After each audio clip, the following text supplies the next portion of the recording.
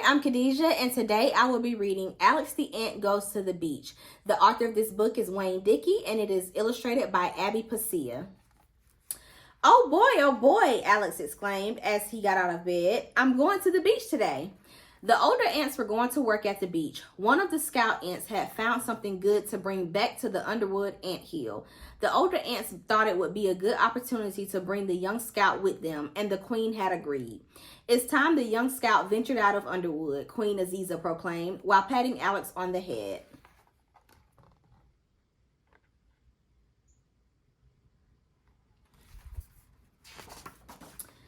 Alex stood mesmerized in Queen Aziza's stately presence, but inside he wiggled with joy. When he grows up, he hopes to be the best scout ant the Queen and the Underwood ant hill had ever had. Alex ran back to his room to get the backpack he had already prepared for his trip to the beach. The scout ant is always prepared for adventure. The ant hill is an amazing maze of short passageways and long tunnels. Alex loved to run through them. He ran past the ant nurseries, he ran past the food storage rooms, and he ran back to his resting chamber. He plopped on his sailor hat, put on his favorite striped shirt, and packed a beach blanket into his backpack. He was ready to go. As he was weaving his way through Underwood's amazing tunnels, one of the oldest ants, Aloysius, stopped Alex. "Beware of the waves," said Aloysius. Aloysius was Underwood's aging sea captain. He had a patch over his eye, a long gray beard, and a raspy voice. A whalebone pipe hung from his mouth. He had been to sea many times and once had an accident that left him with a wooden leg. Alex shuddered when he looked down at the peg leg. "The waves can sneak up behind you before you know it. Beware," Aloysius called out as Alex hurried off, his voice echoing throughout the Underwood ant tunnels. Beware.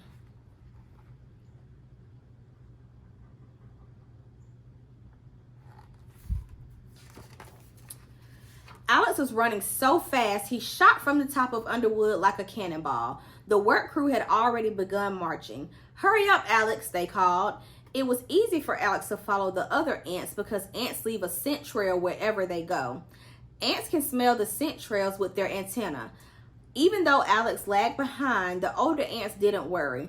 Alex would follow the scent trail and eventually find others, and so he did. Not long after Alex joined the back of the line of ants, the front of the line arrived at its destination. The ants began to take apart a piece of wood that had been soaking in water for a long time. It was easy to take apart. "Why does Underwood need that?" Alex asked the worker ants as they passed by. One of them, George, started to answer, but he was carrying a piece of wood in his mandibles.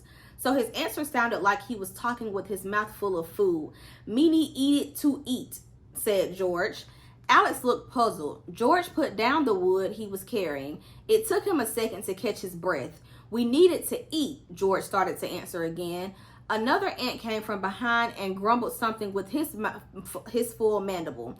It sounded like harame, which Alex took to mean "get out of the way," or maybe "we don't have all day."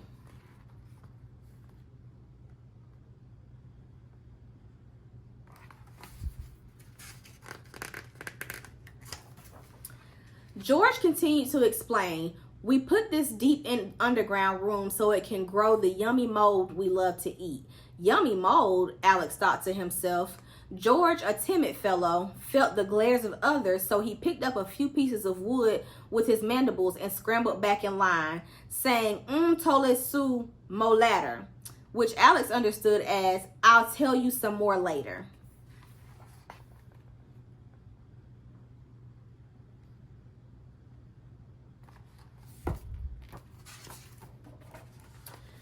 The older ants asked Alex to stay on the lookout to keep the ants safe while they worked. Alex found a nice sunny spot on the beach next to a big rock close to the work site. He pulled out his blanket. It fluttered and rippled as he spread it out on the sand.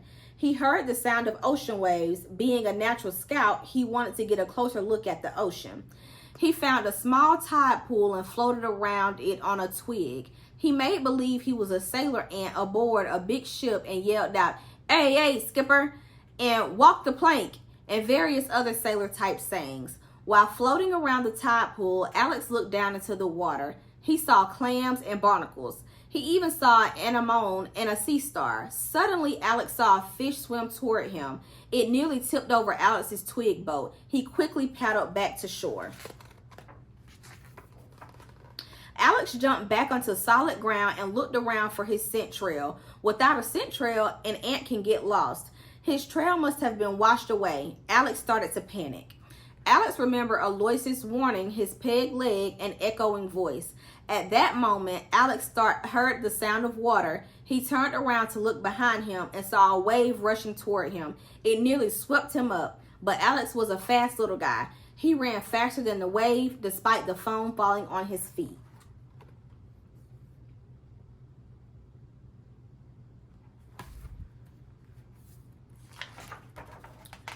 Once Alex was far enough away from the reach of the waves, he put his antenna to the ground and zigzagged back and forth, searching for the scent trail. He eventually found it and made his way back to where the crew was working.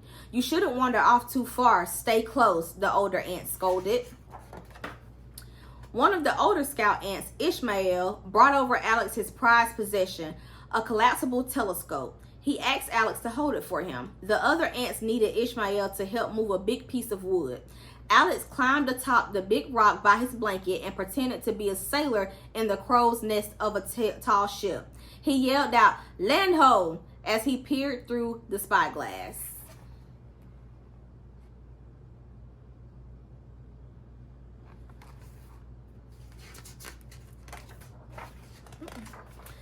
He pointed the telescope over the water and was amazed at the ocean's size. He saw waves breaking on the beach and saw boats way offshore. "I wonder if there are any ants on those boats," he thought to himself. He spied around some more with the telescope and turned to look up and down the beach. Just then, he saw a big slobbery dog with a big slobbery ball in its big slobbery mouth running toward him and the work crew. "Dar she blows," he whispered, because he couldn't believe he was seeing and because he was scared of getting stepped on by the dog. He quickly scrambled down his make-believe ship and scurried back to the work site.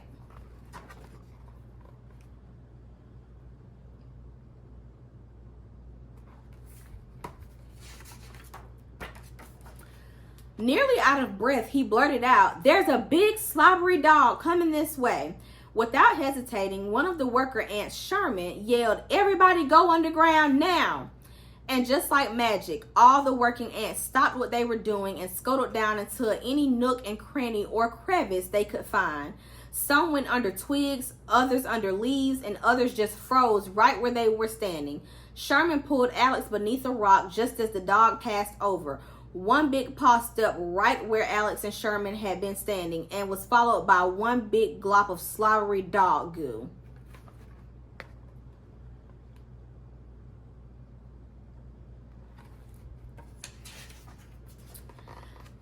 "That was a close one," Sherman said with a sigh of relief.